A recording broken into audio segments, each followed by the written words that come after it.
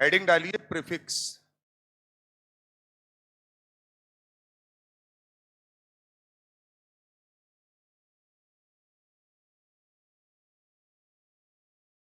अभी प्रीफिक्स नहीं पढ़ा है, आइसोनियो पढ़ा दिया है।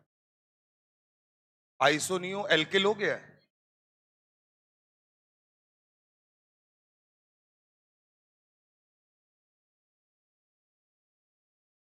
आइसोनियो के एक्सेप्शंस भी बता दिए। बहुत बढ़िया।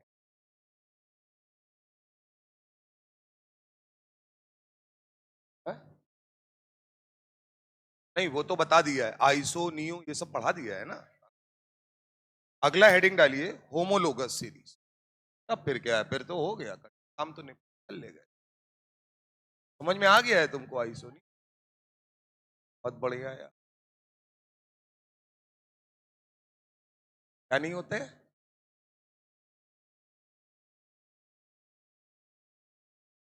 हाँ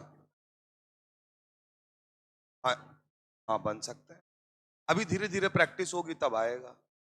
जैसे हमने क्वेश्चंस जो दिए थे तुमको लास्ट टाइम पे, वो इसीलिए दिए थे कि आप कुछ तो निकाल लो अपने हिसाब से, और फिर धीरे धीरे प्रैक्टिस होगी, क्योंकि इसके लिए पूरा एक चैप्टर पढ़ा है आइसोमेरिज्म। हम क्या कर रहे हैं ना कि हम तुमको अभी से ही वो चीज प्रैक्टिस में डाल रहे हैं। अब धीरे धीरे जब आइसोमेरिज्म पढ़ोगे तो उस समय तुम्हें पहले से आता होगा बना, थोड़ा बहुत सीखना पड़ेगा बस। अगला हेडिंग है होमोलोगस सीरीज। हिंदी में जिन्होंने पढ़ा होगा, इसी को बोलते हैं सजातीय श्रेणी। ये फंक्शनल ग्रुप के लिए डिफाइन की।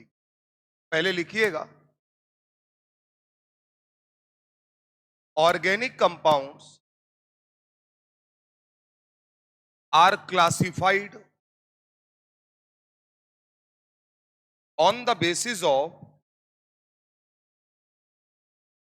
Organic compounds are classified on the basis of functional group.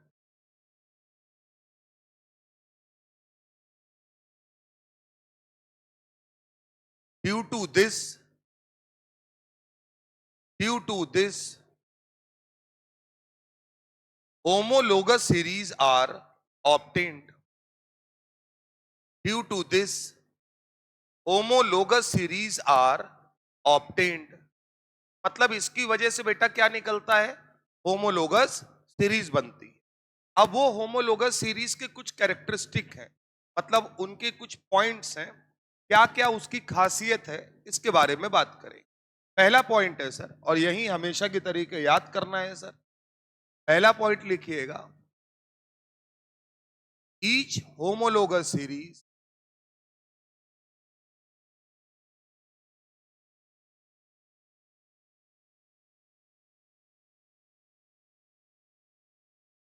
each homologous series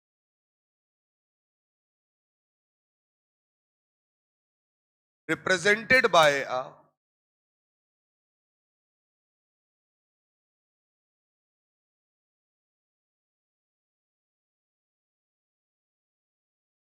general formula. यानी बेटा हर होमोलोगस सीरीज का एक अपना क्या होता है, जनरल फॉर्मूला, यानी सामान्य सूत्र होता है, जिससे कि हम उसके मेंबर्स को निकाल पाए। ठीक बात है।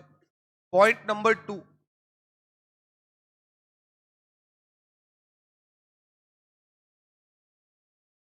सजातीय श्रेणी।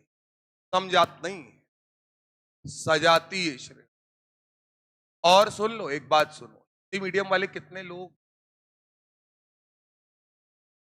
हैं सर? ठीक बात। अब मेरी एक बात बड़े गौर से सुन, हाथ उठाए हो तो हम भी। बात समझ में आ रही है? एक्चुअली में तुमने हिंदी में भी नहीं पढ़ा। बोलो गलत कह रहे हो तो?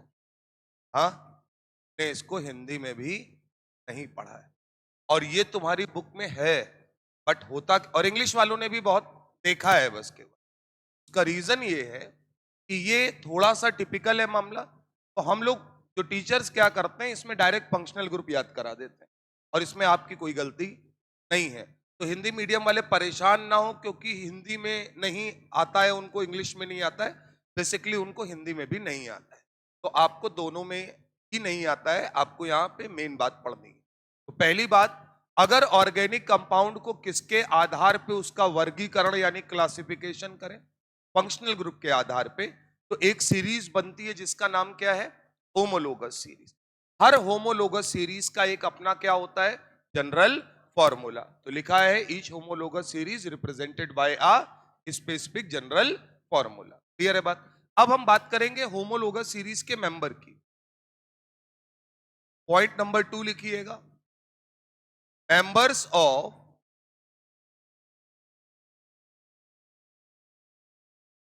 homologous series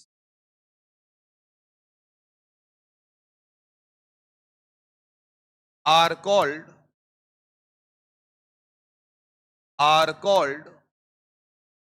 homolog।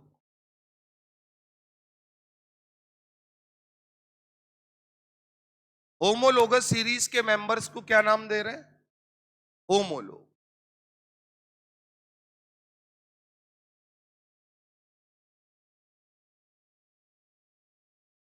ठीक बात। अब तीसरा पॉइंट इन होमोलोग के बारे में, इनकी प्रॉपर्टीज क्या है। तो होमोलोग में पहली बात अगर की जाए तो इन सबके, क्योंकि ये मेंबर्स हैं, तो इन सबके मॉलिक्यूलर फॉर्मूले क्या होंगे, डिफरेंट। तो यहां लिखिएगा मॉलिक्यूलर फॉर्मूला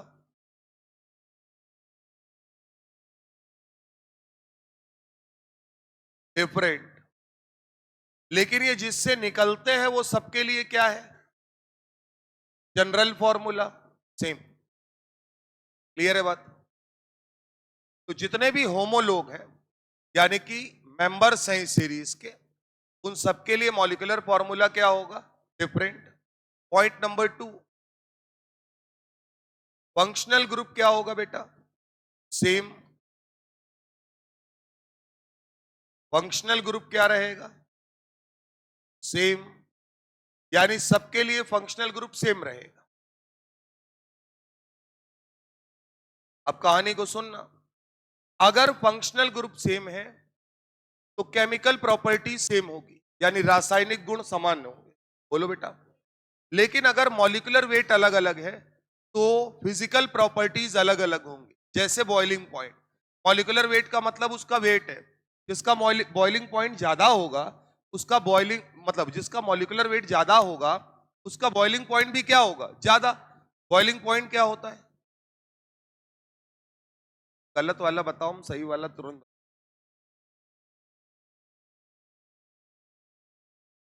बॉइलिंग पॉइंट का डेफिनेशन बताओ, तुम कैसे बोलते हो कि ये इसका बॉइलिंग पॉइंट आ गया किसी।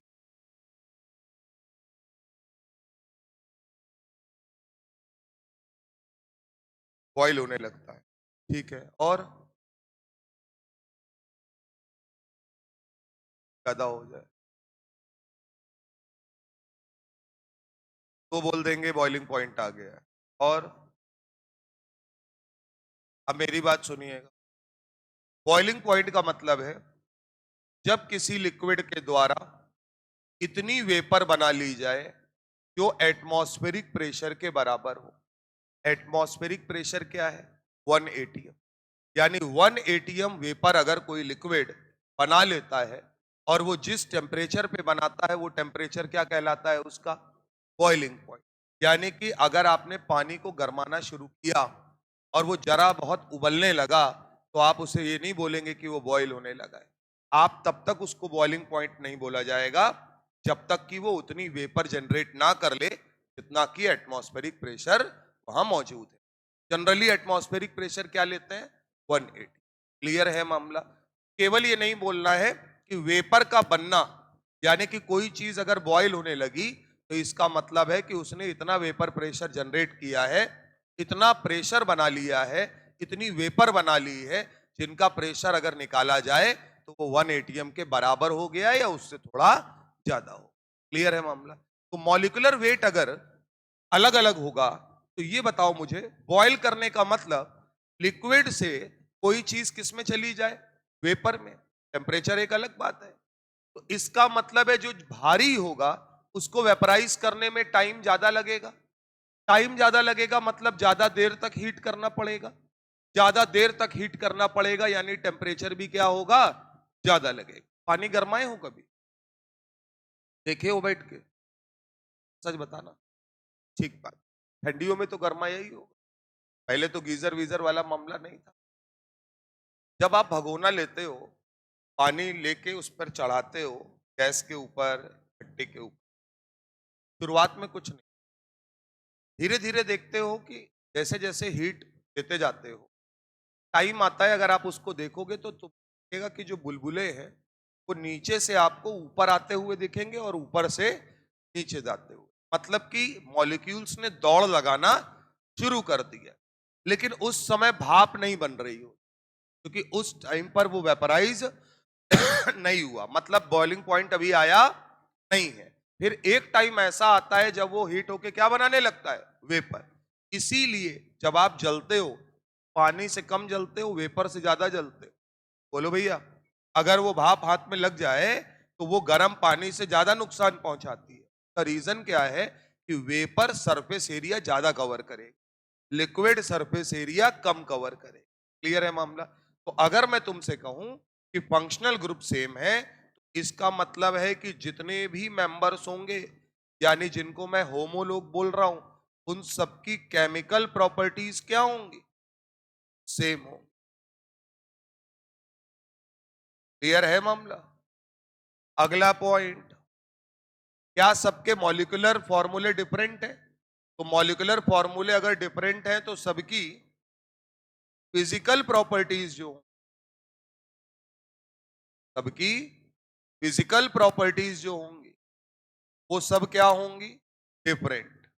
और फिजिकल प्रॉपर्टी में अगर हम बात करें तो लाइक बॉइलिंग पॉइंट और मेल्टिंग पॉइंट, तो एग्जांपल तो ले ही सकते हैं। बगल में लिख लीजिएगा, केमिकल प्रॉपर्टी सेम है, उसका रीजन कि क्या सेम है, फंक्शनल ग्रुप सेम है।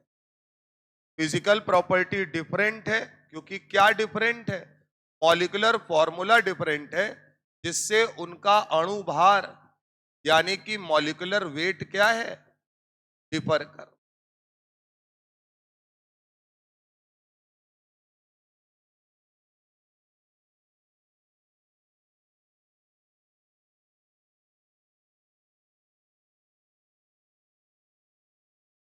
क्लियर है मामला? तो जितने भी होमोलोग्स होंगे, यानी कि होमोलोगस सीरीज के मेंबर्स होंगे, उन सबके मॉलिक्यूलर फॉर्मूले क्या होते हैं, डिफरेंट।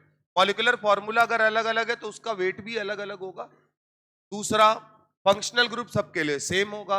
अगर फंक्शनल ग्रुप सेम है तो केमिकल प्रॉपर्टीज सेम। लेकिन अगर मॉलिक्यूलर फॉर्मूला डिफरेंट है तो मॉलिक्यूलर वेट डिफरेंट है, इसलिए physical properties different, like boiling point और मेल्टिंग। क्लियर है मामला? एक लास्ट पॉइंट है और ये बड़ा इंपॉर्टेंट पॉइंट, तो ऊपर लिख लीजिए most important. Two successive homologue, successive मतलब क्रमागत, लगातार,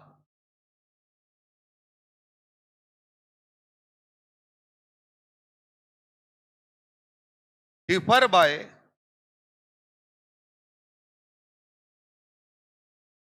CH2 यूनिट। यानी कितने का डिफरेंस होता है, CH2 का। अगर CH2 का डिफरेंस है तो मॉलिक्यूलर वेट में डिफरेंस कितने का होगा? बेटा, कार्बन का एटॉमिक वेट 12 होता है, हाइड्रोजन का एटॉमिक वेट 1 होता है, तो दो हाइड्रोजन है, यानी 2 और 12 14, यानी कि मॉलिक्यूलर वेट में कितने का डिफरेंस होगा?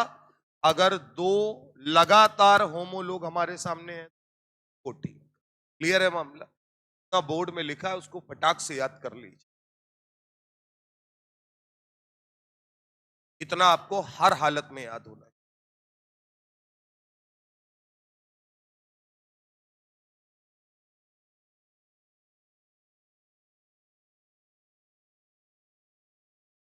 और परेशान मत होना, होमोलोग का मतलब सीधा सा है क्या, होमोलोगस सीरीज के सदस्य यानी कि मेंबर। ठीक बात है।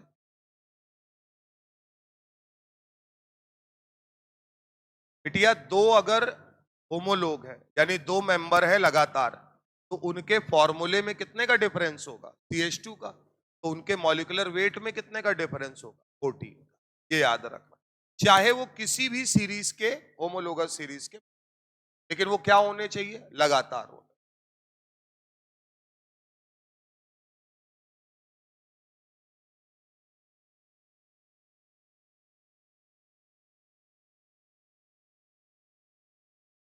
एक बार पूरा पढ़ जाओ,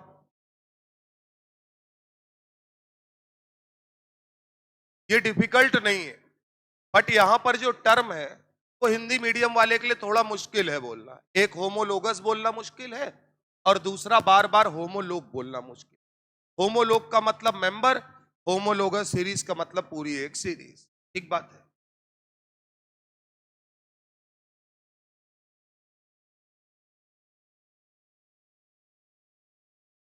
यही याद करा देंगे क्योंकि आपके नीट में एक सवाल डायरेक्ट इसी पर आ जाएगा कि कौन सा स्टेटमेंट होमोलोगस सीरीज के लिए इनकरेक्ट है। क्लियर है मामला? तो आगे के सवाल अवाल तो बात की बात है, पहले मामला यहीं खत्म हो जाए।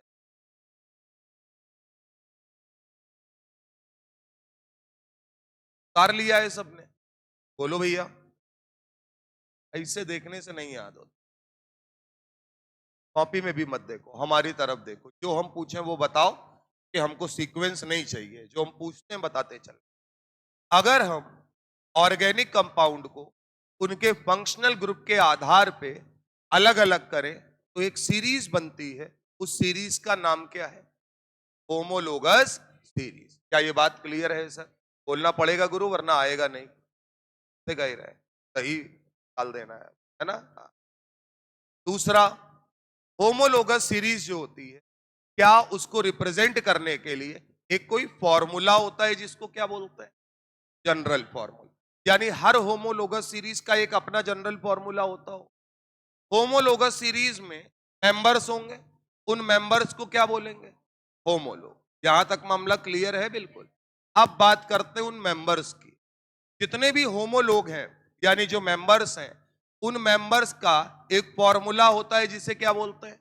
Molecular formula. क्या ये बताओ, सारे सदस्य अगर अलग अलग है तो सबका मॉलिक्यूलर फॉर्मूला सेम होगा या अलग अलग होगा?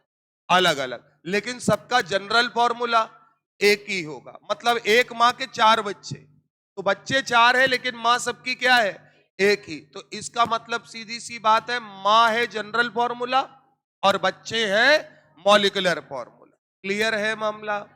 अगली कहानी सर, होमोलोगस सीरीज के जो मेंबर होमोलोग हैं उन सबका मॉलिक्यूलर फॉर्मूला अलग अलग है, लेकिन उन सारे होमोलोग में एक सिमिलरिटी है, एक समानता है।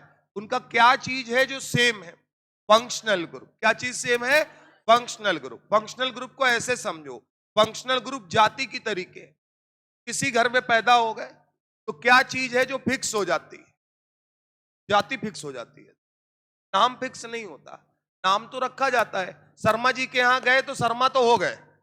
अरे बोलो ना यार, क्या बोला जाता है? शर्मा जी के यहाँ लड़का पैदा हुआ है, शर्मा जी के यहाँ लड़की पैदा हुई है। उस लड़के या लड़की को ये नहीं पता है कि हम कहाँ हैं, या कोई पूछे नाम क्या है तो बोले अभी नाम रखा नहीं है। लेकिन कौन सी बात है जो फिक्स हो गई? शर्मा। अब शर्मा को कोई वर्मा नहीं बोल देगा, नहीं तो चिढ़ जाएगा अगला आदमी। अरे बोलो ना यार। तो वैसे ही फंक्शनल ग्रुप क्या होता है? जाति। यानी कि जितने भी होमो लोग हैं उन सबका क्या फिक्स है? फंक्शनल ग्रुप सबके लिए फिक्स है। फंक्शनल ग्रुप फिक्स है और जनरल फॉर्मूला फिक्स है। दो बातें फिक्स हो गई हैं। बोलो बेटा। अब अगर मैं बात करूं तो जितने भी होमोलोग्स हैं उनकी केमिकल प्रॉपर्टी सेम होती है या डिफरेंट होती है? क्यों सेम होती है? क्योंकि उनके फंक्शनल ग्रुप सेम होते हैं। क्या ये बात क्लियर है? जितने भी होमोलोग हैं उनकी फिजिकल प्रॉपर्टी सेम होती है या डिफरेंट होती है? डिफरेंट। क्यों डिफरेंट होती है? क्योंकि उनके मॉलिक्यूलर वेट डिफरेंट होते हैं या मॉलिक्यूलर फॉर्मूला डिफरेंट। बातें एक। अगर मैं दो कंजिक्यूटिव या सक्सेसिव होमोलोग की बात करूं लगातार, तो उनके बीच में कितने का डिफरेंस होता है? CH2 का। मॉलिक्यूलर वेट में कितने का डिफरेंस होता है? 40। क्या ये बात क्लियर है सर? बोलो भैया। ठीक बात। अब इधर देखो, अगर कोई होमोलोगस सीरीज है क्या उसका जनरल फॉर्मूला फिक्स है? हाँ नहीं में फटाफट बोलते जाओ। जनरल फॉर्मूला फिक्स है। उसके मेंबर होमोलोग, के मेंबर को क्या बोलेंगे? होमोलोग। होमोलोग की अगर बात करें तो क्या सारे होमोलोग्स का molecular formula different, functional group same, chemical property same, physical property different.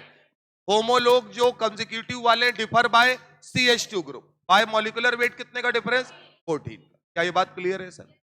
बहुत बढ़िया।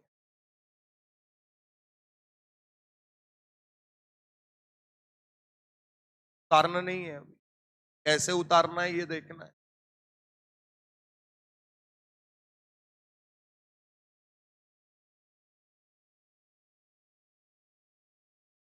सबसे पहले होमोलोगस सीरीज लिख,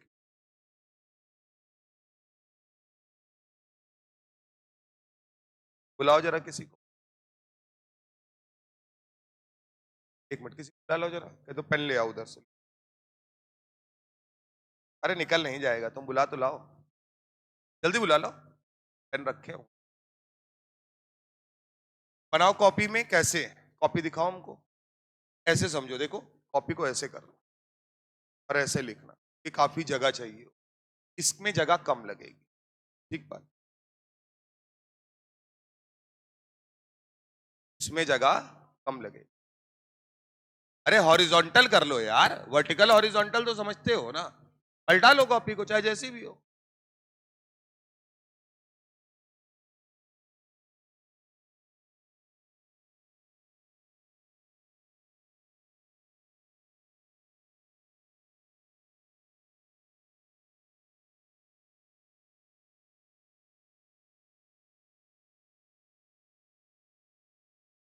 पेन पड़ा होगा, वहां रखा है पेन कोई? हेलो मोटा वाला,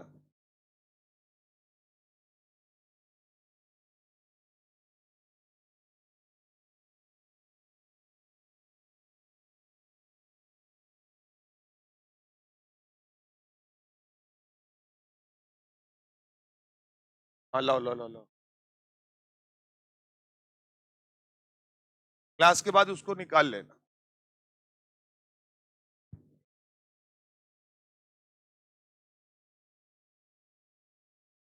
के होमोलोगस सीरीज, इधर बेटा हम लोग लिखेंगे उनका जनरल फॉर्मूला, इसमें जगह कम लगेगी। इधर हम लोग लिखेंगे फर्स्ट होमोलोग यानी पहला मेंबर, यहां जगह ज्यादा लगेगी। उसके बाद लिखेंगे सेकंड होमोलोग, यहां जगह सबसे ज्यादा लगेगी। तो मैंने पहले ही बता दिया है तुम्हें, उसी हिसाब से डिवाइड कर ली।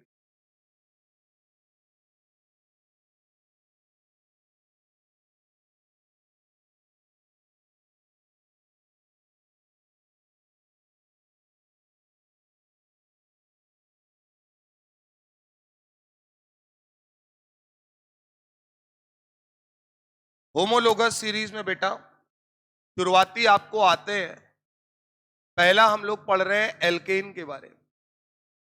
एल्केन का मतलब है कार्बन कौन सा बॉन्ड बनाता हुआ नजर आए? Single bond. क्लियर है मामला? तो ये कार्बन कार्बन के बीच में भी हो सकता है और वो कार्बन अकेला होगा तो भी कौन सा बॉन्ड बनाएगा? Single bond. तो हम उसे क्या बोलते हैं? एल्केन।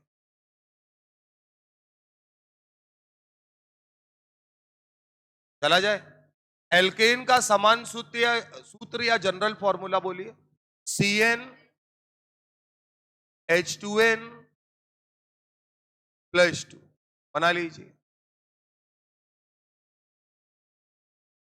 अब कहानी को बड़े गौर से सुनिएगा, यहां n बराबर 1 से शुरू तो होता है, लेकिन n बराबर क्या रखने पर फर्स्ट होमोलोग यानी हमारा पहला मेंबर मिल जाए, तो क्या एल्केन एक कार्बन से स्टार्ट हो जाता है? इसका मतलब हम यहां बेटा क्या रखेंगे? n बराबर 1। अगर हमने n बराबर 1 रखा तो जनरल फॉर्मूला हमको क्या निकाल कर दे देगा?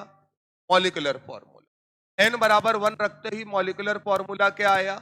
CH4। क्लियर है मामला? इसके बाद बेटा हम लोग बार बार लिखेंगे SF। SF को बोलते हैं स्ट्रक्चरल फॉर्मूला। क्या बोलेंगे?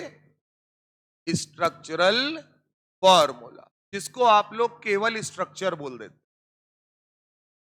स्ट्रक्चरल फॉर्मूले का मतलब इस मॉलिक्यूलर फॉर्मूले से जितने स्ट्रक्चर बन सकते हो, कितने बनेंगे यार? एक ही बनेगा,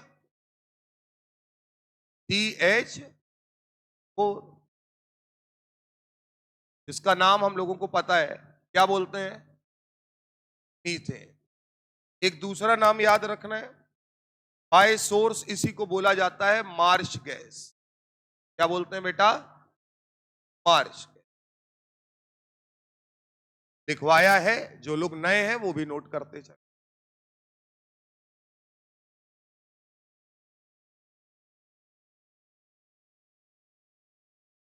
अच्छा, एक बात समझना है, जब पहला मेंबर आ जाता है तो अगले वाले में बस एक बढ़ा के रख दोगे, दूसरा मेंबर आ जाएगा। तो n बराबर क्या रखेंगे कि दूसरा वाला आ जाए? n बराबर 2। जैसे ही n बराबर 2 रखा, क्या मॉलिक्यूलर फॉर्मूला C2H6 आ रहा है? देखो यहां पर n बराबर 2 रखोगे तो कितना आएगा? C2H6। स्ट्रक्चरल फॉर्मूले की अगर बात करें तो अब तो डायरेक्ट लिख सकते हैं। क्या दो कार्बन का मतलब CH3 सिंगल बॉन्ड CH3, यानी इसे क्या कहेंगे? इथेन।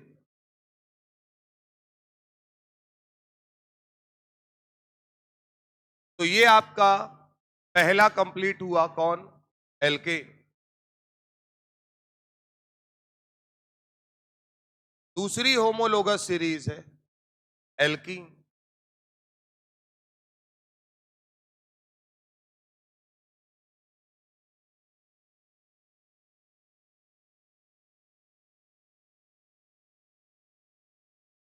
एल्कीन की प्रॉपर्टी बताओ।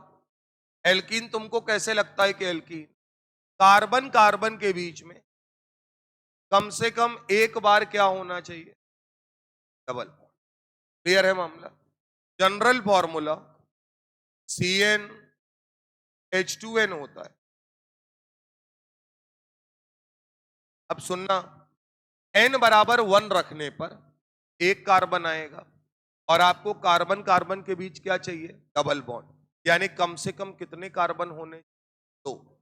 यानी पहला मेंबर n बराबर क्या रखने पर मिलेगा? 2 रखने पर। समझ में आ रहा होगा, n सबके लिए याद रखना है। ठीक बात। n बराबर 2 रखा तो बेटा मॉलिक्यूलर फॉर्मूला क्या आया? C2H4। स्ट्रक्चरल फॉर्मूला क्या आया? इसी को अगर बनाए तो CH2 डबल बॉन्ड CH2, जिसके दो नाम हैं। या तो हम एथीन बोल दें या बेटा इसी को एथाइलिन बोल दो, एक ही बात। एथीन बोल दो या इथाइलिन बोल दो, ठीक बात। सेकंड मेंबर कैसे आएगा? n में एक नंबर बढ़ा देते हैं। तो क्या n बराबर 3 रखने पर एल्कीन में सेकंड मेंबर मिलेगा हमको? जैसे ही n बराबर 3 रखेंगे बेटा मॉलिक्यूलर फॉर्मूला क्या? C3H6 आएगा। और अगर C3H6 आया है तो स्ट्रक्चरल फॉर्मूला क्या होगा? 3 कार्बन बनाने हैं और एक डबल बॉन्ड लगाना है, CH3CH डबल बॉन्ड CH। नाम बोलो, प्रोपीन।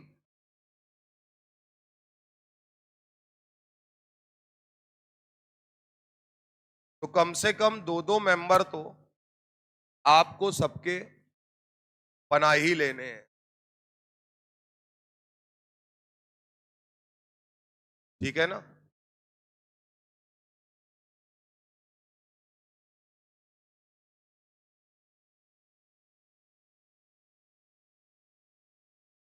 चला जाए। यहां तक उतारने के बाद जो हम लोगों ने पढ़ा है उसको प्रूव कर सकते। कैसे प्रूव कर सकते हैं? क्या ये दोनों सक्सेसिव मेंबर है, लगातार मेंबर है? इनके मॉलिक्यूलर फॉर्मूले में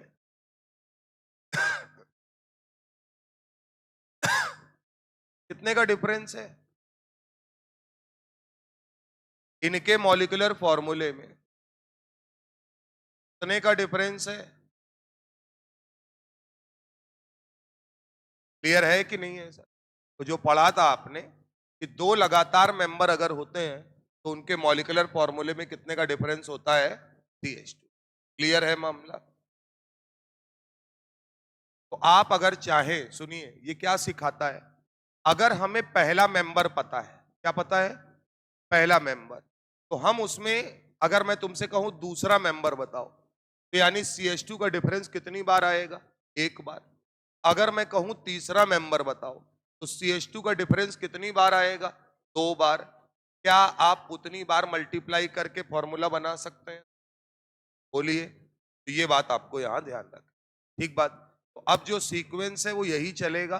इतना ध्यान रखना है, पहले होमोलोगस सीरीज, फिर जनरल फॉर्मूला, फिर फर्स्ट होमोलोग और फिर सेकेंड होमोलोग।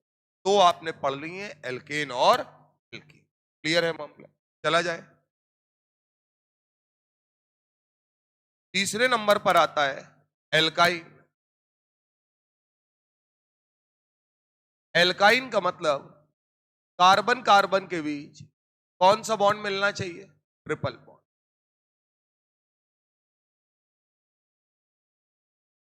ठीक बात।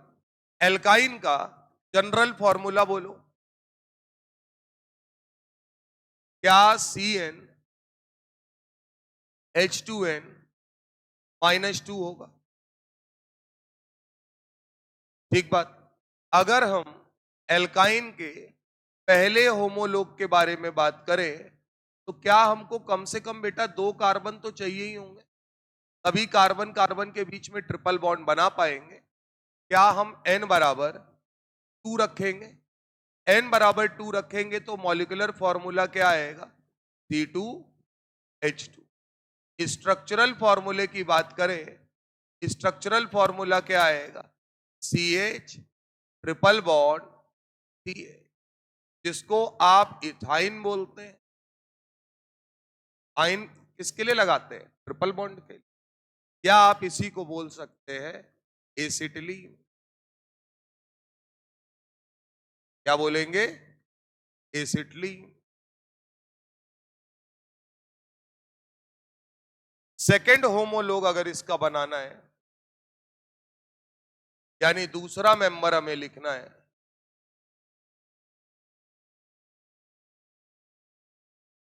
सेकेंड होमोलोग बनाने के लिए क्या n बराबर 3 रखना पड़ेगा? n बराबर 3 अगर रखेंगे तो मॉलिक्यूलर फॉर्मूला C3H4 होगा। स्ट्रक्चरल फॉर्मूला, एक बात सुन लेना दोस्त, स्ट्रक्चरल फॉर्मूला बनाते समय क्योंकि होमोलोगस सीरीज के लिए बना रहे हो, तो ये नहीं कि कुछ भी बना लोगे, आपको फंक्शनल ग्रुप को कांस्टेंट रखना पड़ेगा। यानी ये सब एल्काइन अगर हैं तो कार्बन कार्बन के बीच में केवल क्या लगा सकते हैं? Triple bond. क्लियर है मामला? इसलिए अगर आप यहां बनाएंगे तो CH3 C ट्रिपल बॉन्ड को बोलेंगे प्रोपाइन।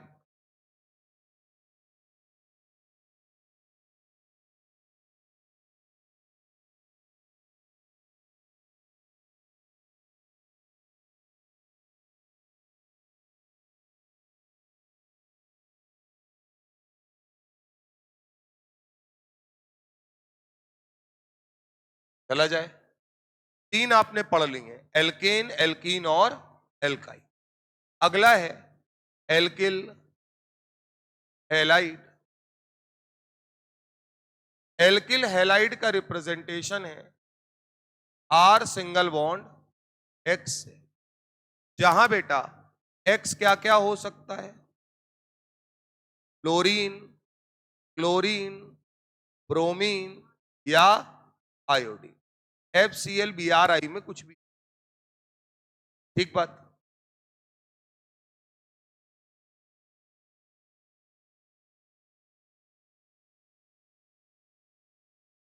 एल्किल हैलाइड का general formula CnH2n+1 X clear है मामला?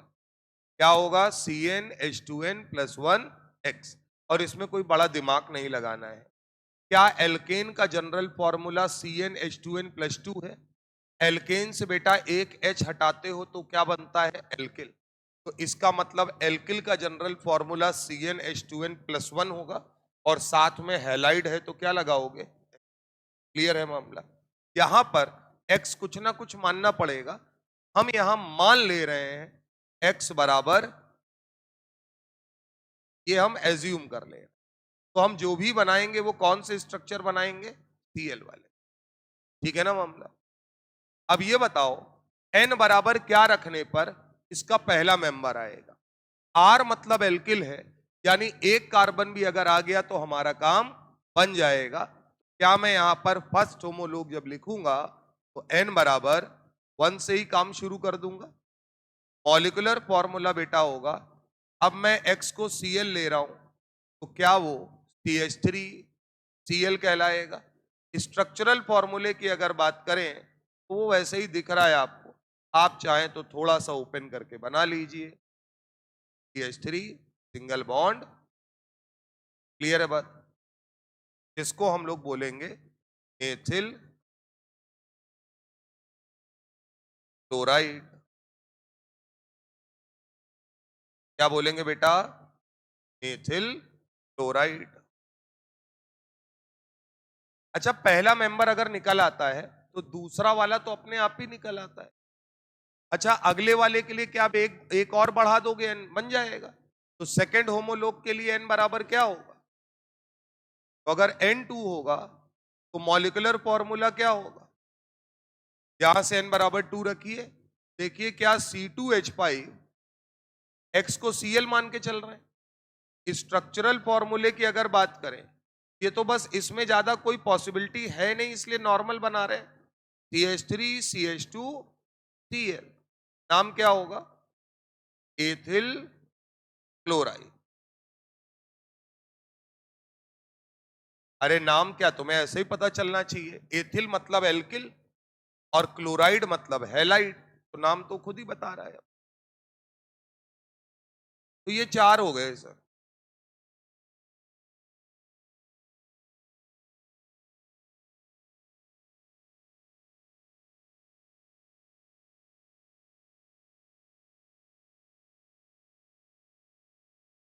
चले भाई।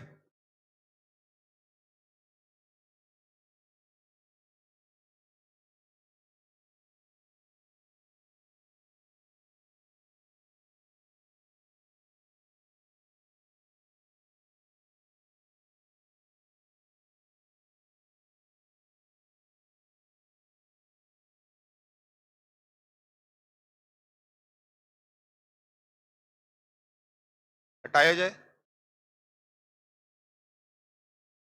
इधर देखो, एल्केन सीरीज कौन सी? जनरल फॉर्मूला बोलो। CnH2n plus 2 alkene, CnH2n alkyne, CnH2n minus 2 alkyl halide, CnH2n plus 1x। Clear है मामला? एल्केन का पहला होमोलोग n बराबर क्या रखने पर आता है? 1। फॉर्मूला बोलिए। CH4। n बराबर क्या रखने पर एल्कीन का पहला होमोलोग आता है? 2, क्योंकि डबल बॉन्ड है।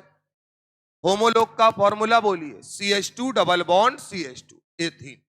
एल्काइन में n बराबर क्या रखने पर पहला होमोलोग आता है? 2, यानी कि उसका फॉर्मूला बोलिए। एसिटिलीन या CH triple bond CH। Alkyl halide में n बराबर क्या रखने पर पहला होमोलोग आता है? n बराबर 1। फॉर्मूला बोलिए CH3CH। इतना तो याद ही रखना है। क्लियर है मामला? आइए सर आगे बढ़ते हैं। एल्कोहल। एल्कोहल का मतलब कौन सा फंक्शनल ग्रुप लगा होगा? OH। अच्छा, यहां मैं अगर R लिख दूं तो कोई दिक्कत वाली बात नहीं है। क्यों? सुनो, अगर मैं H लिख दूंगा तो ये वाटर हो जाएगा। तो इसका मतलब है R का मतलब कार्बन होना ही चाहिए।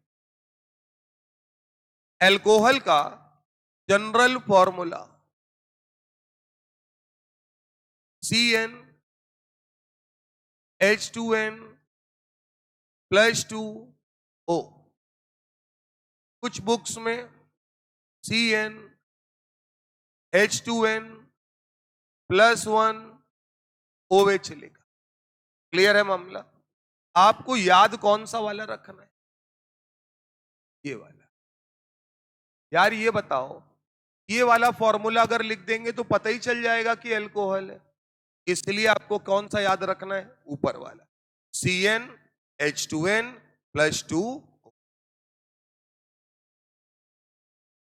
अल्कोहल का फर्स्ट होमोलोग यानी पहला मेंबर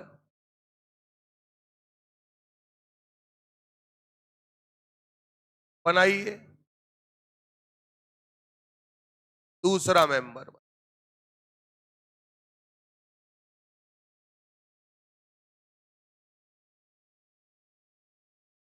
क्या n बराबर 1 रखने पर पहला मेंबर मिल जाता है?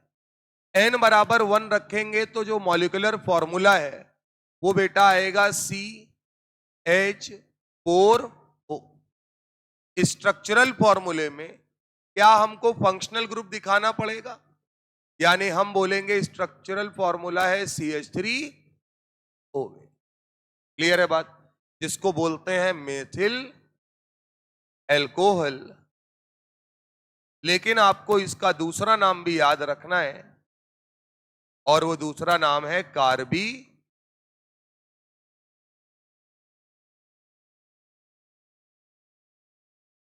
क्या नाम है? कार्बिनॉल।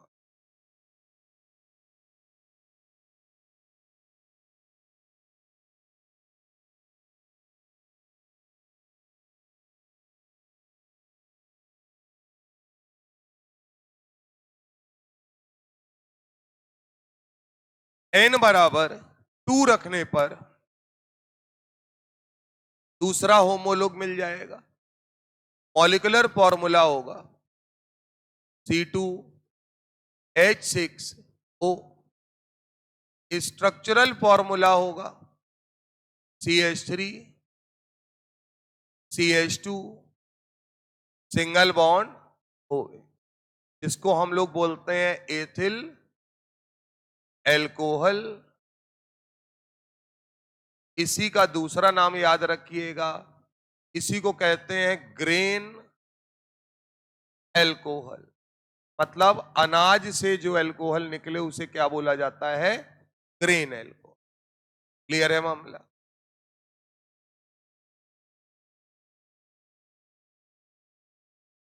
तो बाय सोर्स इसका नाम क्या है? Grain alcohol. ठीक बात। तो एल्कोहल के बारे में मामला बिल्कुल क्लियर है।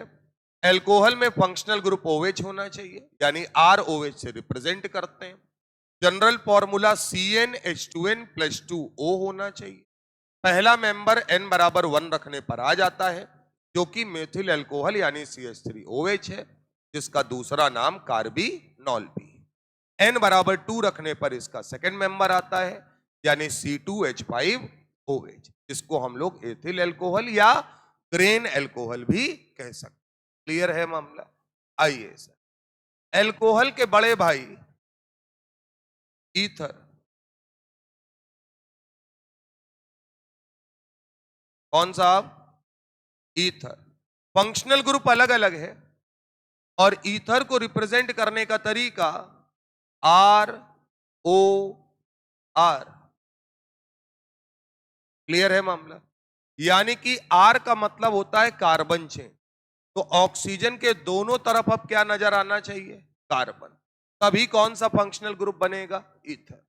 आइए सर, जनरल फॉर्मूला देखकर और मजा आ जाएगा। जनरल फॉर्मूला इनका भी वही है जो एल्कोहल का है, CnH2n+2O। यानी एल्कोहल और ईथर का जनरल फॉर्मूला सेम होता है, लेकिन फंक्शनल ग्रुप अलग अलग हैं, इसलिए होमोलोगस सीरीज भी अलग अलग है। क्योंकि होमोलोगस सीरीज किस आधार पे बनाई गई है? फंक्शनल ग्रुप के आधार पे, ना कि जनरल फॉर्मूले के आधार। क्लियर है मामला? n बराबर क्या रखने पर इसका पहला मेंबर मिलेगा? भाई यहां दोनों तरफ कार्बन चाहिए, तो यहां पर n बराबर क्या रखना पड़ेगा? 2 रखना पड़ेगा। Molecular formula C2H6O। Structural formula क्या? CH3O CH3 लिखेंगे, जिसे हम लोग बोलेंगे डाई मेथिल ईथर।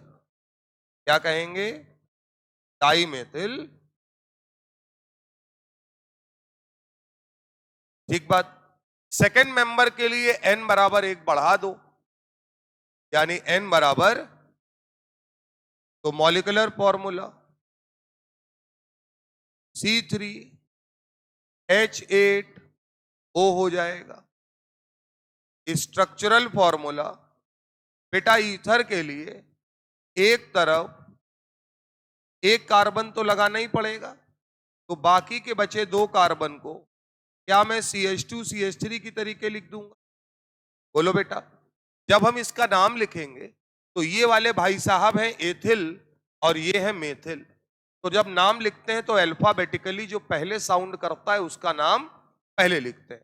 तो ई से शुरू हो रहा है इसलिए लिखेंगे पहले एथिल, फिर मेथिल, और फिर फंक्शनल ग्रुप के लिए क्या लिख देंगे?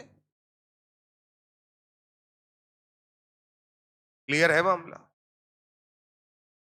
हमसे पूछ लो। हाँ, ऑक्सी नहीं लगाते? आओ बताओ,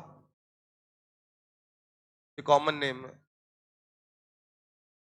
IUPAC नेम में भी नहीं लगाते हैं।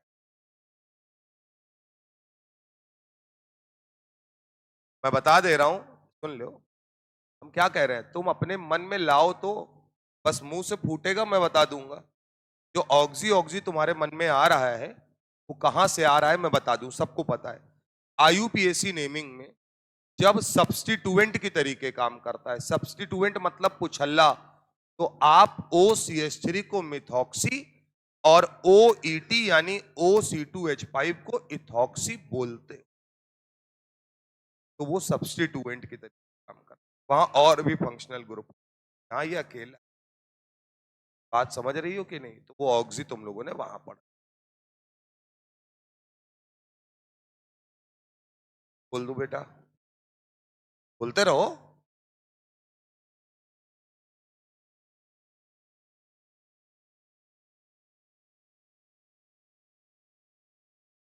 हाँ, डाई मेथिल ईथर है। डाई मेथिल क्यों लिख दें बताओ? ये एथिल है, ये मेथिल है यार, दोनों आदमी अलग अलग है ना। हाथी घोड़ा एक साथ थोड़ी हो जाएगा। यहाँ घोड़ा घोड़ा है तो 2 बार लिख दिया है, तो एक साथ लिख दिया।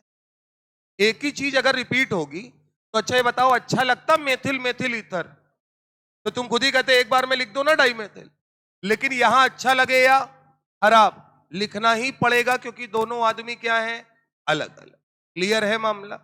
नाम लिखते समय एक बात ऐसे सुन लीजिए, जैसे तुमने सुना होगा श्री श्री 108, पढ़े हो कि नहीं? सुने हो ना?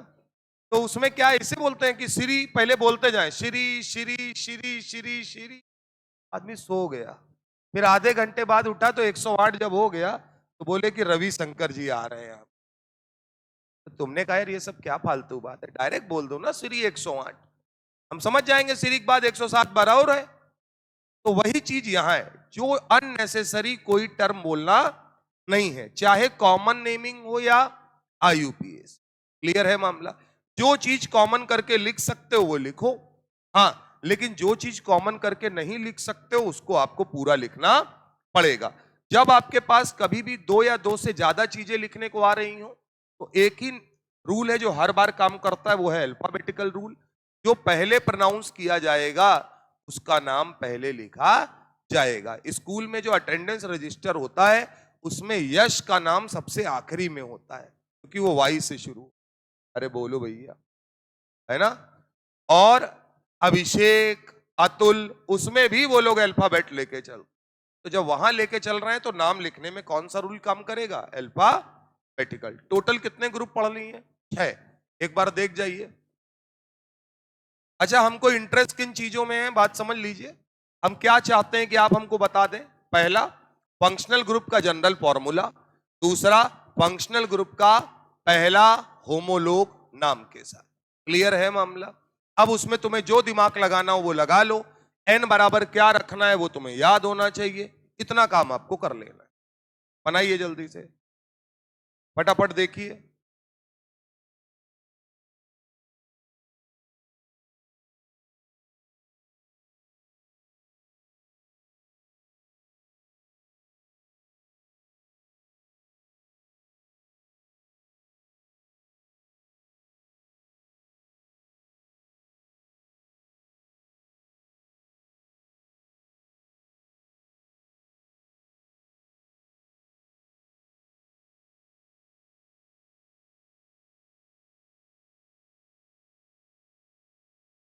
छह आपने पढ़ ली हैं। Alkane, alkene, alkyne, alkyl halide, alcohol और ईथर।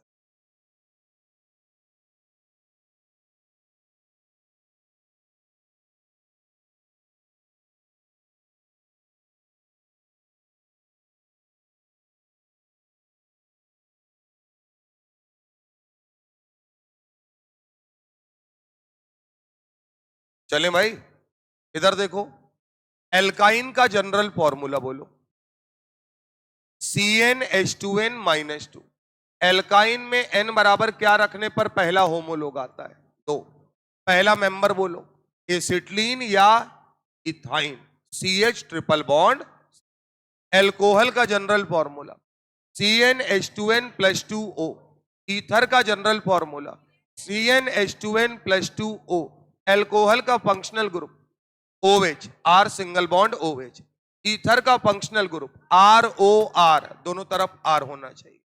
पहला एल्कोहल यानी first homologue methyl alcohol. N बराबर 1 रखने पे आता है, उसी को अपन लोग कार्बिनॉल भी बोलते हैं। पहला ईथर N बराबर 2 रखने पर आता है डाई मेथिल। क्या इतनी बात याद रहेगी? आइए सर, एल्डिहाइड का general formula CnH2nO। CnH2nO।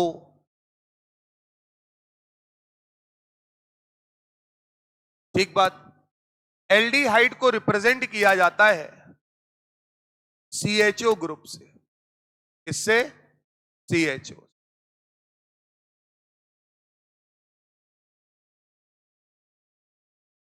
N बराबर क्या रखने पर पहला मेंबर आएगा? फर्स्ट होमोलोग बनाना है, ध्यान रखना। पहला एल्डिहाइड आप सबको पता है N बराबर 1 रखने पर आ जाएगा। Molecular formula CH2O।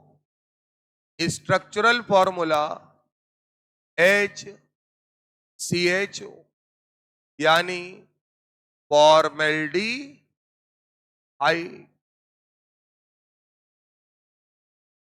Formaldehyde formalin नाम का एक कंपाउंड होता है। क्या? फॉर्मेलिन। क्या किया जाता है? लाशों को सड़ने से रोकने के लिए उसके ऊपर वो लगाया जाता है। बात समझ में आ रही है कि नहीं? तो वहां हम किसको यूज करेंगे? फॉर्मेल्डिहाइड को। जब डॉक्टर डॉक्टर बनेंगे तो आपके यूज में आएगा एक कंपाउंड, एक सब्सटेंस जिसका नाम है फॉर्मेलिन। क्लियर है बात? उसमें फॉर्मेल्डिहाइड रहता है और इसका काम क्या होता है? ये डिसइंटीग्रेशन प्रोसेस को स्लो कर देता है।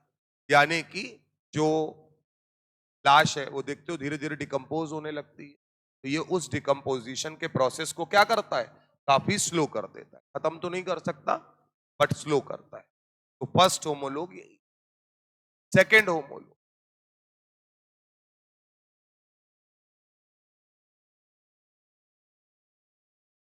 अब पहला आ गया है तो N बराबर 2 रखने पर दूसरा भी आ जाएगा। N बराबर 2 रखेंगे तो मॉलिक्यूलर फॉर्मूला जैसे ही 2 रखोगे आएगा C2H4O। Structural formula CH3 single bond CH, नाम एसीटल्डिहाइड। और ये दोनों लोग बड़े इंपॉर्टेंट है, तो इनको नाम से याद रखना, फॉर्मेल्डिहाइड और एसीटल्डिहाइड।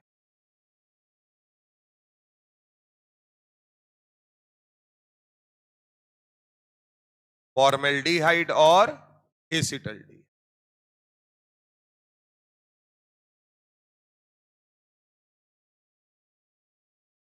इसी का भाई है कीटोन।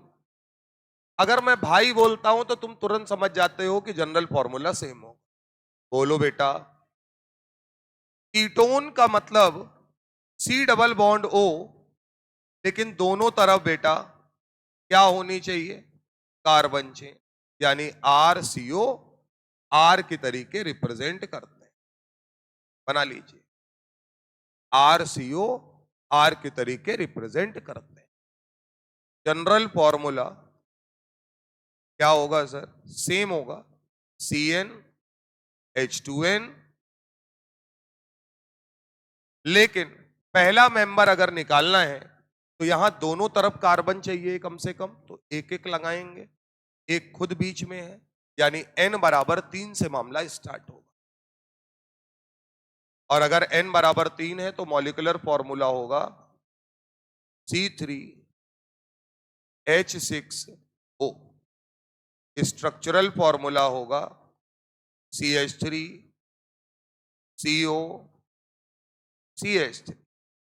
नाम याद रखना है एसीटोन। सेकेंड होमोलोग बनाओ इसका। क्या बेटा n बराबर 4 रखने पर आ जाएगा? n बराबर 4 रखेंगे, मॉलिक्यूलर फॉर्मूला होगा C4H8O। स्ट्रक्चरल फॉर्मूला होगा, देखते जाना, CH3 CH2 CO CH3। ठीक बात। तो CO चाहे यहां लगा लो चाहे यहां लगा लो, कोई फर्क नहीं पड़ता। इसका नाम है ब्यूटेनोन। क्या नाम है बेटा? ब्यूटेनोन। आपका मन कर रहा होगा ब्यूटेनोन 2 लगा दें, लेकिन यहां 2 लगाने की कोई जरूरत नहीं है, क्योंकि ओन लिखा 1 जाता है, ON, पढ़ा ओन जाता है। तो ब्यूटेनोन जो है उसमें अगर हम बात करें तो ओन का मतलब होता है C डबल बॉन्ड O, यानी कीटोन वाला। तो 4 लोग अगर हैं तो C डबल बॉन्ड O कहां लगाना पड़ेगा? क्लियर है मामला? बिल्कुल क्लियर है कि कहां लगा होगा। तो टोटल हो गए अब 8, alkane, alkene, alkyne, alkyl halide, अगला बोलो, alcohol, ether, aldehyde, ketone. Clear है मामला? ये नहीं कि तुम छापते जा रहे हो हम लिखाते जा रहे हो, वो तो फिर किताब है, हम तुम्हें पन्ना दे दें उतरवा दें। मेन बात है क्लास में पढ़ रहे हो तो यार याद होना चाहिए, आना चाहिए।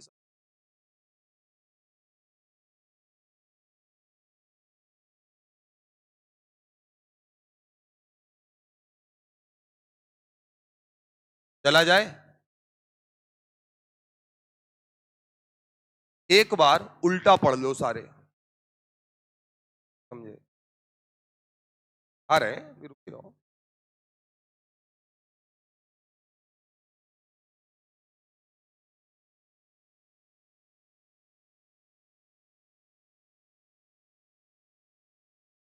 तो दोनों हो सकते हैं।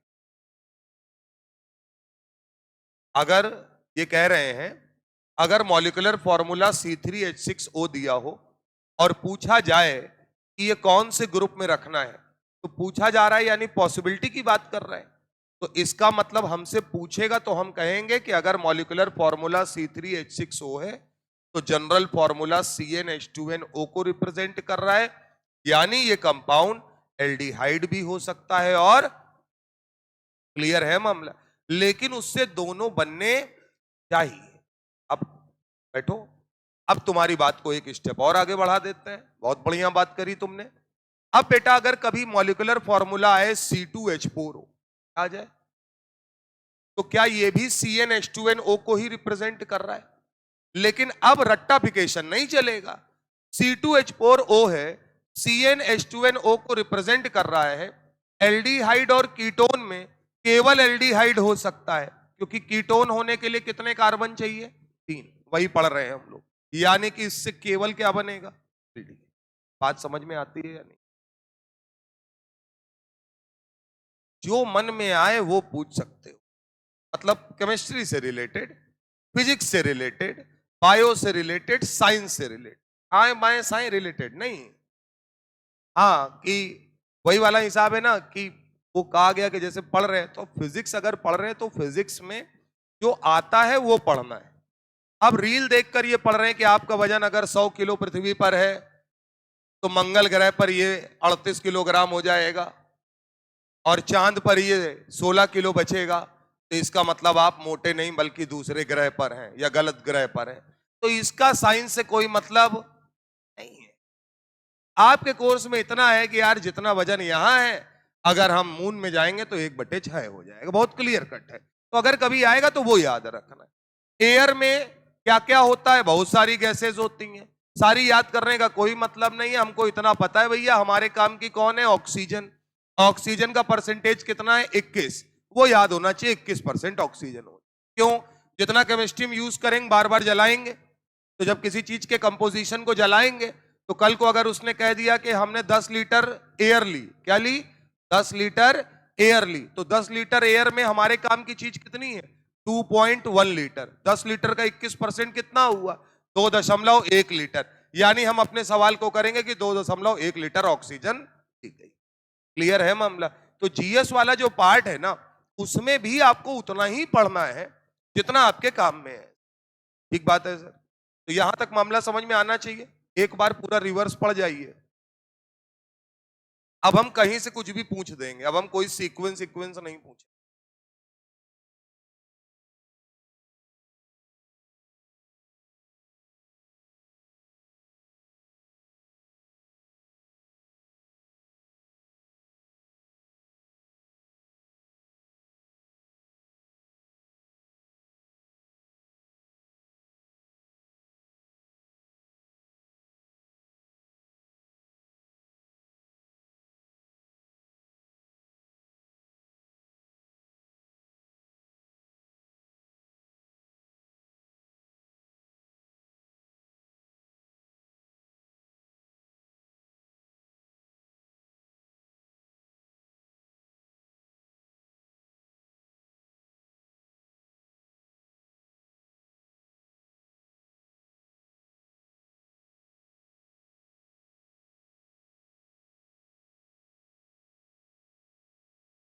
चले इधर देखो, एल्किल हैलाइड का जनरल फॉर्मूला बोलो। क्या तुम CnH2n+1x बोल रहे हो? अब तुम नहीं बोलोगे तो मैं बोल दूंगा, मैंने सिखाने वाला प्रोसेस खत्म हो चुका है सर। क्या एल्किल हैलाइड में पहला मेंबर n=1 रखने पर आता है? क्या पहला मेंबर क्लोराइड के टर्म में बोले तो मेथिल क्लोराइड होता है? फॉर्मेल्डिहाइड का जनरल फॉर्मूला बोलिए। CnH2nO बोल रहे हो क्या? क्या n=1 रखने पर एल्डिहाइड पहला मिलेगा? n=1 रखने पर पहला एल्डिहाइड फॉर्मेल्डिहाइड है, जिसका फॉर्मूला HCHO। बोलो सर।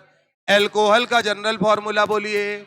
CnH2n+2O बोल रहे हो क्या? क्या एल्कोहल का मतलब OH फंक्शनल ग्रुप है?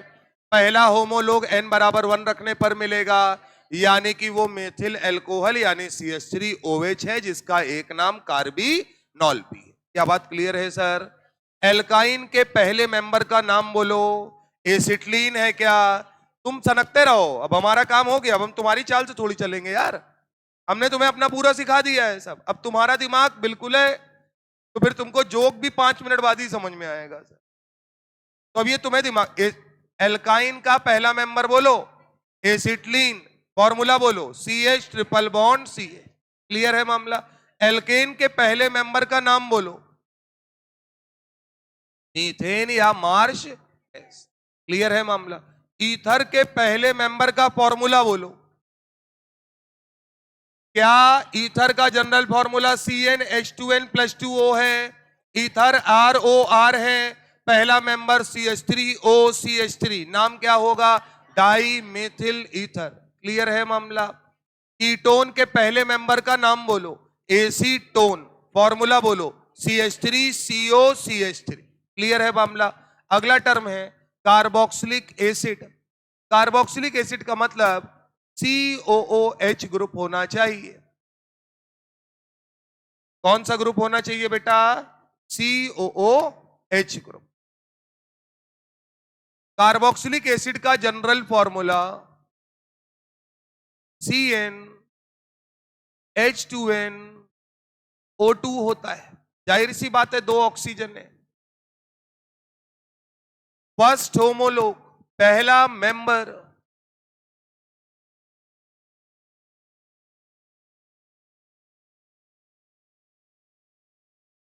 फर्स्ट होमोलोग, पहला मेंबर क्या n बराबर 1 रखने पर ही आ जाएगा? क्योंकि हमको तो COOH ग्रुप चाहिए, तो एक कार्बन से काम बन जाएगा। तो उसका मॉलिक्यूलर फॉर्मूला क्या होगा? CH2O2। उसका स्ट्रक्चरल फॉर्मूला क्या होगा? HCOOH, यानी कि फॉर्मिक एसिड। ये इसका कॉमन नेम है। एक लाल रंग की चींटी जो कि ब्राजील में पाई जाती है, इसका नाम है फॉर्मिकस। क्या है? फॉर्मिकस। उससे ये एसिड निकला, या फॉर्मिका बोलते हैं, उससे एक एसिड निकला जिसको क्या बोला गया? Formic acid. क्लियर है मामला? सेकेंड होमोलोग, सेकेंड होमोलोग क्या n बराबर 2 रखने पर आ जाएगा? n बराबर 2 रखेंगे तो मॉलिक्यूलर फॉर्मूला C2H4O2 होगा।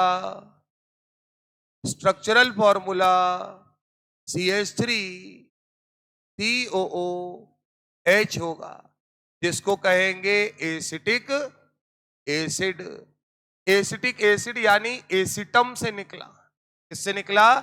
एसिटम से। अचार अचार डालते हैं, सिरका भर के प्रयोग किया जाता है।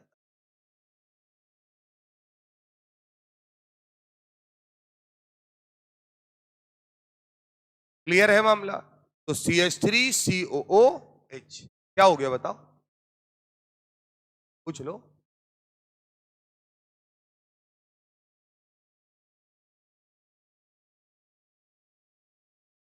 कुछ भी विचारिक जान ले लो क्या? कुछ कह रहे हो ऑक्जेलिक एसिड, टोमेटो से। टेमरिंड है वो, टोमेटो से कुछ नहीं है। बात समझ रही हो? टोमेटो से नहीं है, टेमरिंड है। इधर आओ, ईस्टर, वो बाय सोर्स नेम है, वहां फिर बताएंगे उसके, ठीक है ना? ईस्टर, उसका नाम टार्ट्रिक एसिड है, और वो टेमरिंड से, टोमेटो से कुछ नहीं है। फर्जी बनाए दे रहे हो, लाल रंग से लिखा है टोमेटो। तुम लोग भाई कसम बता रहे, अपनी मर्जी की थ्योरी मत बनाओ भाई। पढ़ा दिया क्या किसी आकाश वाले ने? टोमेटो मेटो। हाँ, C⋯OOR बना लो। ईस्टर अगर होगा तो ईस्टर के लिए क्या होगा? C⋯OOR। अच्छा, एक बात ये भी सुन लीजिएगा, अब कल को तुम गूगल में सर्च करो कि टोमेटो में कौन सा एसिड है, तो कुछ ना कुछ एसिड तो है ही है। हम यहां क्या बात कर रहे हैं कि कोई भी चीज किसी से प्योर निकली हो। बात समझ में आ रही है कि नहीं? तो जैसे कि लैक्टिक एसिड होता है, तो लैक्टिक एसिड दूध से जो निकला, यानी लैक्टम बोलते हैं दूध को, तो उससे निकला, इसलिए बाय सोर्स उसका नाम क्या हो गया? Lactic acid. अब दूध के अंदर केवल लैक्टिक एसिड थोड़ी पाया जाता है, 50 चीजें उसके अंदर और भी होती होंगी। तो हम यहां बात कर रहे हैं बाय सोर्स नेम, तो किसी एक एसिड को डिफाइन कर रहे हैं कि भाई ये यहां से आया है। ठीक बात है ना? जैसे कहा गया कि ये कौन है, तो बोले कि ये रविकांत शर्मा जी के पुत्र हैं। तो इसका मतलब रविकांत शर्मा जी का एक है पुत्र है, हो भी सकता है और नहीं भी। तो ये कंफर्मेशन नहीं है कि ये केवल उसमें एक ही चीज हो, 10 भी हो सकती है और कभी कभी एक भी हो सकती है। अगला बेटा ईस्टर, बहुत बढ़िया फंक्शनल ग्रुप है। C double bond O, O R, R का मतलब कार्बन चेन, यानी कौन सा ग्रुप? Alkyl group sir. ये होना ही होना चाहिए, बिना इसके ईस्टर बनने वाला नहीं है। ईस्टर का जनरल फॉर्मूला सेम, इनका बड़ा भाई है CnH2nO2। पहला होमोलोग, तुम बताओ क्या रखने पर आएगा n बराबर?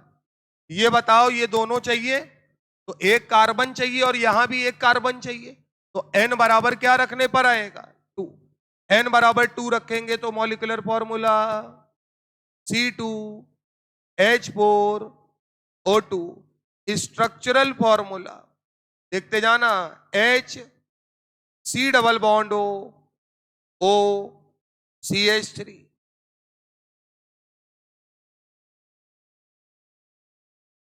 H C double bond O CH3। ठीक बात। अभी के लिए केवल नाम नोट कर लीजिए, भविष्य में बताएंगे। मेथिल फॉर्मेट, क्या लिख लीजिए? Methyl format. n बराबर 3 रखने पर सेकेंड होमोलोग मिल जाएगा। मॉलिक्यूलर फॉर्मूला क्या होगा साहब? C3H6O2। ठीक बात। अब सुनना जरा, लड़ाई अब शुरू होगी। स्ट्रक्चरल फॉर्मूले का मतलब ईस्टर बनाना है, और 3 कार्बन और 6 हाइड्रोजन और 2 ऑक्सीजन को यूज करते हुए ये फंक्शनल ग्रुप नजर आना चाहिए। पहला, आप इसमें ये भी बना सकते हैं H C double bond O CH2 CH3। यहां तो H से काम चली जा रहा है, क्या अभी भी ईस्टर ग्रुप है? हाँ है। फिर तुमने कहा यार 2 कार्बन क्यों लगाए हो, एक ही लगा के काम चला लो। चला लो भाई, ईस्टर ग्रुप होना चाहिए, तो वो जो कार्बन बचा वो इधर आ गया। क्या ये दोनों स्ट्रक्चर पॉसिबल है सर इससे? तो याद रखना है इसके कितने स्ट्रक्चर होंगे? ये 2 स्ट्रक्चर बना लीजिए, या तो ये दोनों पॉसिबल है।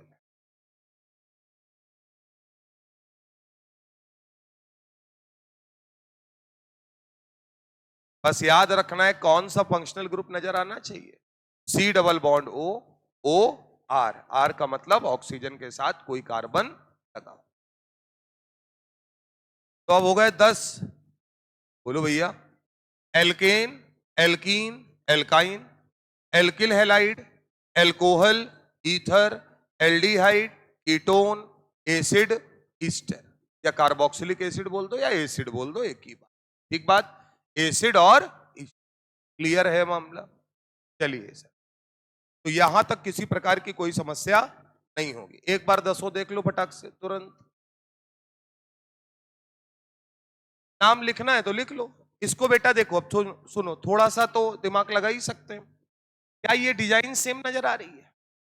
बोलो यार। क्या यहां मेथिल था तो मेथिल फॉर्मेट, तो यहां क्या है? एथिल, तो नाम क्या होगा? Ethyl format. लिख डालो। तो पहला वाला तो तुम ही लोगों ने बता दी है ना, एथिल फॉर्मेट। ठीक बात। इसका नाम याद रखना बस, इसे बोलेंगे मेथिल एसीटेट। क्या बोलेंगे बेटा? Methyl acetate. हाँ, कॉमन नेम। इसमें अगर बात करें, सुनना, तो ये अगर हम CH3 हटा लें तो क्या ये एसिटिक एसिड होगा? CH3COOH। और मेथिल आ गया, इसलिए क्या बोल रहे हैं? Methyl acetate. क्लियर है बात? अभी नाम में नहीं जाना है, इसीलिए मैंने कुछ नाम लिखवाए कि आप थोड़ा बहुत याद रखो। चलो भाई 10 देख लो फटाफट तुरंत।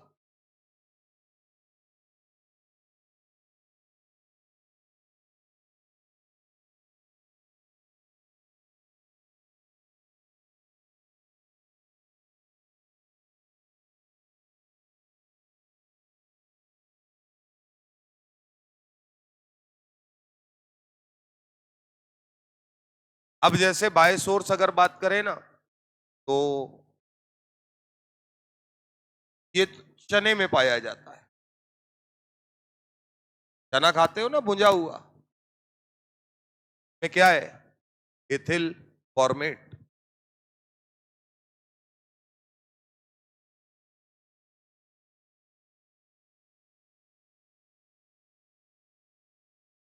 जल्दी से 10 पढ़ लो फटाफट से, याद करो, याद करके सब सुनाओ हमको।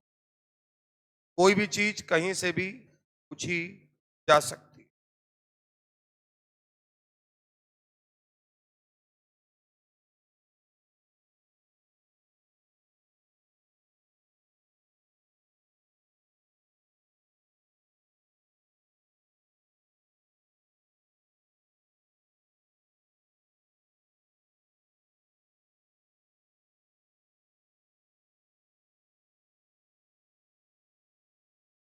तो इससे आप फंक्शनल ग्रुप भी पहचान रहे हैं, उनके जनरल फॉर्मूले भी पहचान रहे हैं, और कम से कम इक्का दुक्का याद भी कर ले। ठीक है ना? बोलो बेटा। HCHO।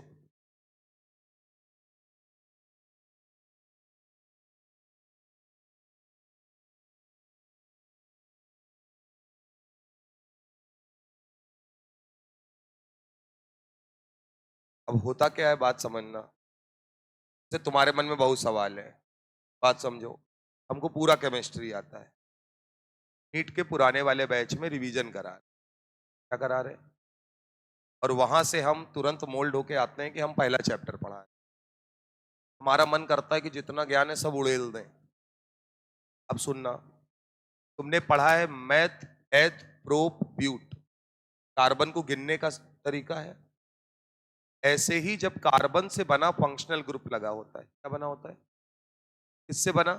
कार्बन से। हर एक से नहीं, केवल कार्बन से बना फंक्शनल ग्रुप अगर लगा होता है तो एक कार्बन को गिनने के लिए फॉर्म का प्रयोग करते हैं, 2 कार्बन के लिए एसिड का प्रयोग करते हैं, 3 कार्बन के लिए प्रोपियोन का प्रयोग करते हैं, 4 कार्बन को गिनने के लिए ब्यूटायर का प्रयोग करते हैं, और 5 कार्बन तक गिनने के लिए वेलर का प्रयोग करते हैं। आपके कोर्स में 5 कार्बन तक है, क्योंकि हर एक का नाम अलग अलग है। तो अब समझ में आ रहा होगा, फॉर्मेल्डिहाइड HCHO, कार्बन से बना फंक्शनल ग्रुप, नाम में फॉर्म आया। फॉर्मिक एसिड कार्बन से बना फंक्शनल ग्रुप है, 1 कार्बन है, इसलिए क्या बोल रहे हैं? Formic acid. लेकिन मीथेनॉल के लिए कोई फॉर्म का प्रयोग नहीं किया जा रहा है, क्योंकि फंक्शनल ग्रुप क्या है? OH। जब फंक्शनल ग्रुप कार्बन से। अब इतना जैसे बताए हम, इसका कोई मतलब है? तुम्हें लग रहा है तुम्हें आ गया है, दोबारा हमें फिर बताना पड़ेगा। अब एक्चुअली में क्या होता है, जैसे नहीं बताए तो वो होता क्या है ना, कि फिर बच्चा क्या कहता है, हमने फंसा लिया, 14 साल में नहीं कोई फंसा पाया भाई, तो अब कौन फंसा लेगा? बात क्या होती है, अंदर से एक होता है कि हमें इसका मतलब उसका मतलब, तो जब भी कभी मतलब इसमें बुरा नहीं मानना है, अगर मैं आपसे ये कहता हूं कि बाद में, या मैं तुम्हारी बात को अनसुनी कर दे रहा हूं, इसका मतलब ये नहीं है कि मैं तुम्हें बताना नहीं चाहता, इसका मतलब ये मानना है कि उसकी जरूरत अभी तुम्हें, बस इतना समझ के चलोगे, इतना भरोसा रख के चलोगे, तुम्हें कभी कोई दिक्कत नहीं होगी। हाँ, अगर तुम्हें पूछना है तो फिर तुम क्लास के बाद आओ और फिर तुम ब्रह्मांड के बारे में पूछो, मैं तुम्हें बता दूंगा, क्योंकि कंफ्यूज केवल एक आदमी होगा, वो तुम होगे। वो तुम झेल पाओ तो चलेगा। लेकिन तुम्हारे एक सवाल से क्या होता है कि बाकी बच्चे जो हैं, अब वो सोच रहे हैं कि फॉर्म क्या है, तो जितना पढ़ाया वो सब मिट्टी हो जाता है, इसलिए टीचर अवॉइड करता है।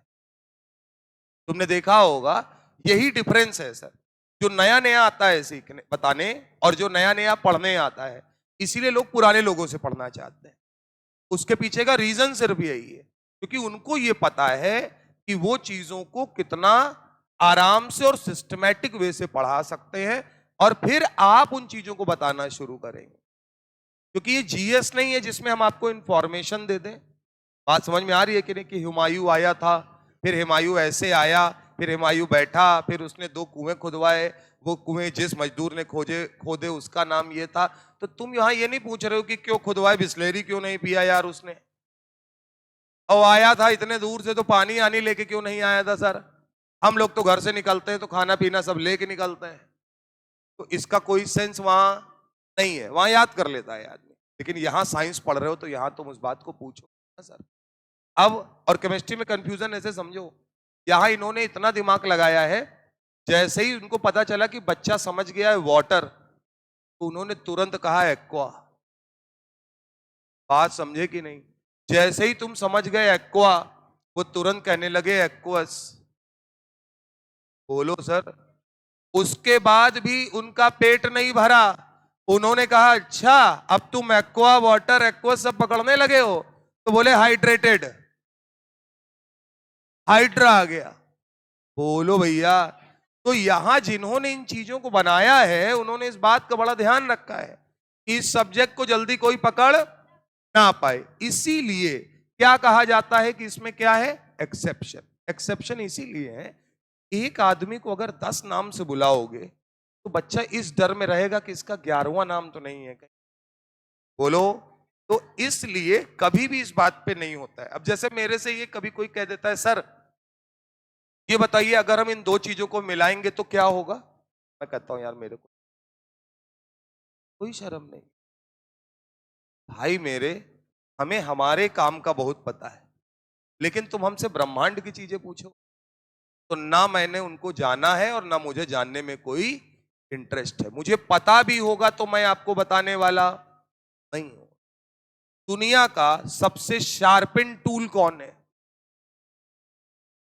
वाटर है सर। बोलो। डायमंड से भी ज्यादा शार्पिन है, लेकिन अब डिपेंड ये करता है कि आप उसको स्पीड पर ला सकते हो या नहीं सर।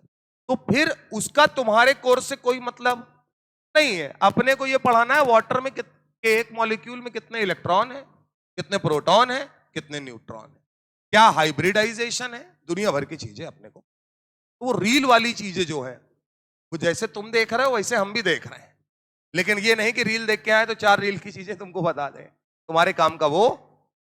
ठीक बात। इतनी देर सुन ली तुमने बातचीत, यानी इतनी देर हमने तुमको बढ़िया से डिस्ट्रैक्ट कर लिया है। अब कॉपी बंद कर दो, अब कॉपी बंद कर दो। कर दिए? अब याद आएगा तो पता रहेगा तुमको कितना याद आया। चलिए सर, पहला ईस्टर का जनरल फॉर्मूला।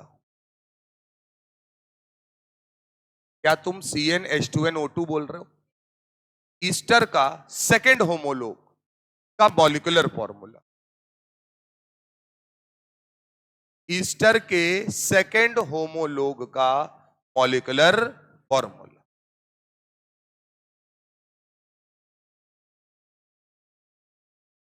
क्या ये बात कंफर्म है कि जब मैं आपसे सेकेंड होमोलोग पूछूं तो आपको बस इतना याद आना चाहिए कि फर्स्ट होमोलोग में n बराबर क्या रखते हैं? तो क्या ईस्टर में n बराबर 2 रखकर पहला मेंबर निकालते हैं? तो इसका मतलब n बराबर 3 रखने पे दूसरा आ जाएगा, और मैं कल को कह दूं कि तीसरा मेंबर बताओ तो तुम कहोगे n बराबर 4 रखने पर आ जाए। तो n बराबर 3 का मतलब C3H6O2। क्लियर है मामला? अगली कहानी, फॉर्मेल्डिहाइड का फॉर्मूला स्ट्रक्चर वाला HCH। ये कौन सा होमोलोग है एल्डिहाइड सीरीज का? फर्स्ट है। Acetaldehyde second homologue. क्लियर है मामला? First homologue of alcohol series methyl alcohol CH3OH। Alcohol और ईथर के जनरल फॉर्मूले सेम होते हैं, एल्डिहाइड और कीटोन के जनरल फॉर्मूले सेम होते हैं, एसिड और ईस्टर के जनरल फॉर्मूले सेम होते हैं। क्लियर है मामला? एल्केन, एल्कीन और एल्काइन, इनकी अगर बात करें तो इनके जनरल फॉर्मूले क्या क्या है रिस्पेक्टिवली? CnH2n+2, CnH2n, CnH2n-2। क्या ये बात क्लियर है सर? एल्किल हैलाइड का जनरल फॉर्मूला CnH2n+1X है, X को आप FClBrI में कुछ भी। क्लियर है मामला? तो आज घर जाके इसको थोड़ा सा एक बार और देख। ठीक बात। एनसीईआरटी कितने लोगों ने खरीद ली है? ठीक बात। बाकी लोग भी एनसीईआरटी ले ले, कम से कम अगर ना ले पाए तो क्लास 11th पार्ट 2 तो ले ही लीजिए, ठीक बात है। एनसीईआरटी कितने लोग लाते हैं? तो कल जब आएंगे तो सभी के पास क्लास 11th एनसीईआरटी पार्ट 2 होना चाहिए। आप हिंदी में खरीदो, इंग्लिश में खरीदो, उससे अपने को कोई मतलब नहीं है, एनसीईआरटी आपके पास रहे।